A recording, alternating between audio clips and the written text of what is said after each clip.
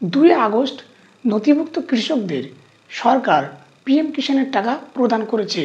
দেশের বেশিরভাগ কৃষকের ক্ষেত্রে এই পিএম কিষাণের টাকা তাদের ব্যাংক অ্যাকাউন্টে পৌঁছে গেছে। তবে আরও অনেক লোকের এই পিএম কিষাণের টাকা তাদের অ্যাকাউন্টে পৌঁছায়নি। আজকে আমরা ভিডিওর মাধ্যমে আলোচনা করব কী জন্য আপনার অ্যাকাউন্টে এই পিএম কিষাণের টাকা পৌঁছায়নি। চ্যানেলে নতুন হলে অবশ্যই চ্যানেলটিকে সাবস্ক্রাইব করতে ভুলবেন না। আমাদের চ্যানেলে বিভিন্ন ধরনের আপডেট পেয়ে যাবেন। পিএম কিষাণের টাকা মূলত দুটি কারণে আপনার অ্যাকাউন্টে ঢোকেনি। প্রথম কারণটি হলো পিএম কিষাণ ওয়েবসাইটটিকে ওপেন করলে আপনারা দেখতে পাবেন যে একটা নোটিফিকেশন ওখানে যোগ হয়েছে। সেখানে লেখা রয়েছে important note, the department has identified certain suspected case that may fail under the exclusion criteria outlined in the PM Kishan scheme. Guideline this include for example এখানে বলা হয়েছে যে এই পিএম কিষাণের ক্ষেত্রে কিছু অসঙ্গতিপূর্ণ কৃষক ধরা পড়েছে। তাদের এখানে নাম রয়েছে কিন্তু কিছু ক্রাইটেরিয়া তারা পূর্ণ করতে পারেনি। যেরকমভাবে 1 নম্বরে রয়েছে farmer who acquired land ownership after 1/2/2019 অর্থাৎ 1/2/2019 সালের আগে কৃষকের জমি নথিভুক্ত থাকলে তবে আপনি পিএম কিষাণের জন্য এলিজিবল হবেন। কিন্তু আপনার যদি জমি 1/2/2019 সালের পরের রেকর্ড হয়ে থাকে সেক্ষেত্রে আপনি এই স্কিমটা পাবেন না, অর্থাৎ পিএম কিষাণ থেকে আপনি বাদ পড়বেন। 2 নম্বর পয়েন্টে বলেছে cases where more than one family member in the receiving benefits অর্থাৎ আপনার পরিবারের একের বেশি সদস্য এই স্কিমের অন্তর্ভুক্তি থাকলেও এক্ষেত্রে আপনি বাদ পড়তে পারেন।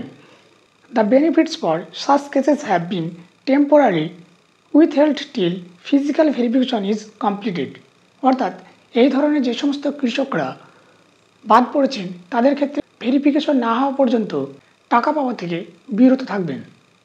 এটাই মূলত পিএম কিষাণের ওয়েবসাইটে বলেছে যে এক্ষেত্রে আপনার জমির রেকর্ড যদি 1/2/2019 সালের পরে হয় অথবা আপনার ফ্যামিলি যদি একাধিক মেম্বার এই পিএম কিষাণের টাকা পেয়ে থাকে সেক্ষেত্রে আপনি আর টাকা পাবেন না।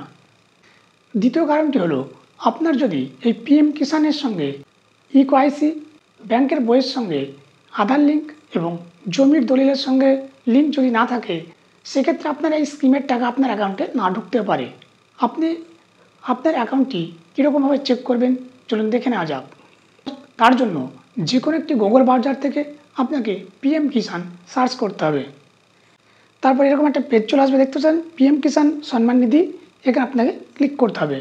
তারপর এখানে এরকম একটা ইন্টারফেস চলে আসবে, এখানে দেখতে পাচ্ছেন নো ইওর স্ট্যাটাস, এখানে ক্লিক করতে হবে। তারপর এরকম একটা পেজ চলে আসবে, আপনারা দেখতে পাচ্ছেন এন্টার রেজিস্ট্রেশন নম্বর। আপনার যদি পিএম কিষাণের রেজিস্ট্রেশন নম্বর না জানা থাকে তাহলে তার উপরে রয়েছে নো ইওর রেজিস্ট্রেশন নম্বর, এখানে ক্লিক করতে হবে। তারপর এরকম একটা পেজ খুলে যাবে, এখানে দেখতে পাচ্ছেন উপরে লেখা রয়েছে মোবাইল নম্বর, আধার নম্বর। এখানে আপনারা আধার নম্বরের সাহায্যে খুলবেন, তো আধার নাম্বারটা এখানে ক্লিক করে নেবেন। তারপর এখানে আপনার আধার কার্ডের নম্বরটি বসিয়ে দেবেন। তারপরে ক্যাপচারটি এখানে বসিয়ে দিয়ে গেট আধারে ক্লিক করবেন। তারপর আপনার আধার কার্ডের সঙ্গে লিঙ্ক করা মোবাইল নম্বর একটি ওটিপি আসবে, সেই ওটিপিটা এখানে বসিয়ে দিবেন। তারপর এখানে গেট ডিটেলসে ক্লিক করবেন। এরকমভাবে আপনার সামনে আপনার রেজিস্ট্রেশন নম্বর এবং আপনার নামটা শো হবে। এখান থেকে এই রেজিস্ট্রেশন নাম্বারটা কপি করে নিয়ে আবার এই পিএম কিষাণ ওয়েবসাইটের ফ্রন্ট পেজে চলে আসবেন। তারপর নো ইওর স্ট্যাটাস এখানে আবার ক্লিক করবেন। তারপর এখানে আপনার ওই কপি করে আনা রেজিস্ট্রেশন নাম্বারটা বসিয়ে দেবেন। তারপর এখানে এই ক্যাপচারটা বসিয়ে দিয়ে গেট ওটিপিতে ক্লিক করে দেবেন। এরকমভাবে আপনার ডিটেলস এখানে শো হবে। তারপর দেখতে পাচ্ছেন এলিজিবিলিটি স্ট্যাটাস, এখানে ক্লিক করবেন।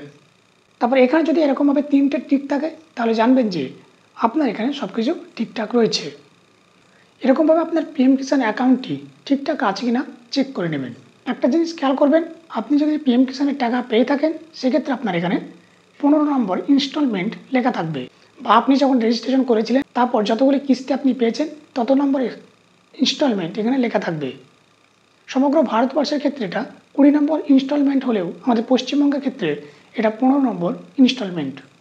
মূলত এই দুটি কারণেই পিএম কিষাণের টাকা কৃষকদের অ্যাকাউন্টে ঢোকেনি। তবে আপনার অ্যাকাউন্টে যদি টাকা না ঢোকে থাকে সেক্ষেত্রে আপনি আপনার নিকটবর্তী কৃষি দপ্তরে পিএম কিষাণের যে সেকশন রয়েছে সেই সেকশনে আপনি যোগাযোগ করতে পারেন। আজকের ভিডিওটি এই পর্যন্ত। ভিডিওটি ভালো লাগলে অবশ্যই একটি লাইক করবেন এবং চ্যানেলটিকে সাবস্ক্রাইব করতে ভুলবেন না।